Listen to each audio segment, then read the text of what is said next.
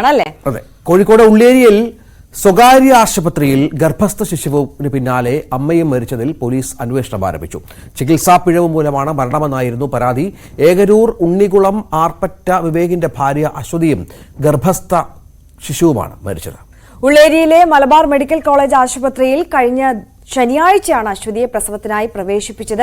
ചികിത്സയ്ക്കിടെ വ്യാഴാഴ്ച പുലർച്ചെ ഗർഭസ്ഥ ശിശു മരിച്ചതായി ആശുപത്രി അറിയിച്ചു. ഗുരുതരാവസ്ഥയിലായിരുന്ന അശ്വതിയെ കോഴിക്കോട്ടെ മറ്റൊരു സ്വകാര്യ ആശുപത്രിയിലേക്ക് മാറ്റി. ചികിത്സയ്ക്കിടെ അശ്വതിയും മരിക്കുകയായിരുന്നു. വിവരങ്ങളുമായി MS അനീഷ് കുമാർ ചേരുകയാണ്. അനീഷ്, അതീവ ദുഃഖകരമായ ഒരു വാർത്തയാണ്. ഈ ചികിത്സാ പിഴവ് എന്ന് കുടുംബം ആരോപിക്കുന്നു. എന്തൊക്കെ കാര്യങ്ങളാണ്, എന്താണ് അവരുടെ പ്രധാനപ്പെട്ട പരാതി?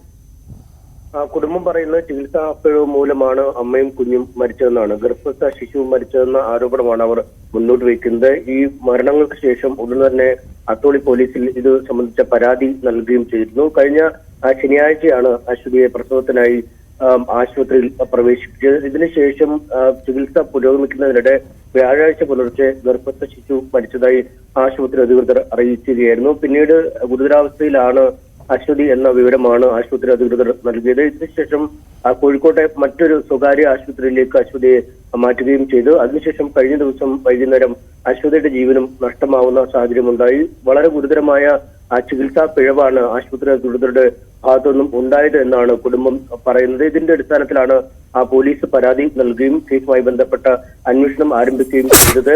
അശ്വതിയുടെ ഭർത്താവ് വിവേകിന്റെ അടക്കമുള്ളവരുടെ മൊഴി പോലീസ് രേഖപ്പെടുത്തി കഴിഞ്ഞിരിക്കുന്നു. ഇനി ആശുപത്രിയുമായി ബന്ധപ്പെട്ട ചികിത്സാ രേഖകൾ പിടിച്ചെടുത്തുള്ള പരിശോധന ഉണ്ടാവും. മെഡിക്കൽ ബോർഡ് ഈ ചികിത്സാ രേഖകൾ വിശദമായി പരിശോധിക്കുകയും ചെയ്യും എന്നാണ് നമുക്ക് മനസ്സിലാക്കാൻ കഴിയുന്നത്. എന്തായാലും നടപടിക്രമങ്ങളിലേക്ക് പോലീസ് കടന്നിട്ടുണ്ട്. എന്നാൽ ചികിത്സാ പിഴവല്ല ഈ മരണത്തിന് കാരണമെന്നാണ് മലബാർ മെഡിക്കൽ കോളേജിന്റെ വിശദീകരണം.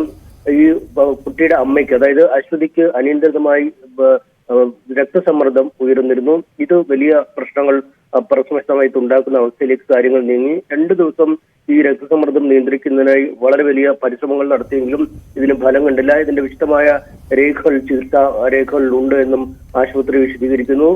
രക്തസമ്മർദ്ദം അധികരിച്ചപ്പോൾ അടിയന്തരമായ ശസ്ത്രക്രിയക്ക് ഈ അശ്വതിയെ വിധേയമാക്കുകയും ചെയ്തു. എന്നാൽ പിന്നീടും ജീവൻ തിരിച്ചു പിടിക്കാവുന്ന അവസ്ഥയിലേക്ക് അശ്വതിയുടെ ആരോഗ്യനില എത്തിയില്ലെന്നാണ് ആശുപത്രി വിശദീകരണം. എന്നാൽ ഇത്തരം അതിസങ്കീർണമായ അവസ്ഥയിലൂടെ കടന്നു പോകുമ്പോഴും ഈ വിവരം കൃത്യമായി ബന്ധുക്കളെ അറിയിച്ചിട്ടില്ല എന്ന വിമർശനമാണ് ഇപ്പോഴും ബന്ധുക്കൾ ഉന്നയിച്ചുകൊണ്ടിരിക്കുന്നത്. എന്തായാലും ഇത് സംബന്ധിച്ച് വളരെ വിശദമായ പരിശോധന നടത്തും എന്നാണ് പോലീസ് വ്യക്തമാക്കുന്നത്. തീർച്ചയായും MS അനീഷ് കുമാറാണ് വിവരങ്ങൾ നൽകിയത്. കോഴിക്കോട് ഉള്ളേരിയിലാണ് ഈ സംഭവം നടന്നിരിക്കുന്നത്. സ്വകാര്യ ആശുപത്രിയിൽ ചികിത്സാ പിഴവ് മൂലം ഗർഭസ്ഥ ശിശുവും അമ്മയും മരിച്ചു. അതിൽ വലിയ പ്രതിഷേധം കുടുംബം ഉന്നയിക്കുകയാണ്. എന്തായാലും പോലീസ് വിഷയത്തിൽ അന്വേഷണം ആരംഭിച്ചിട്ടുണ്ട്.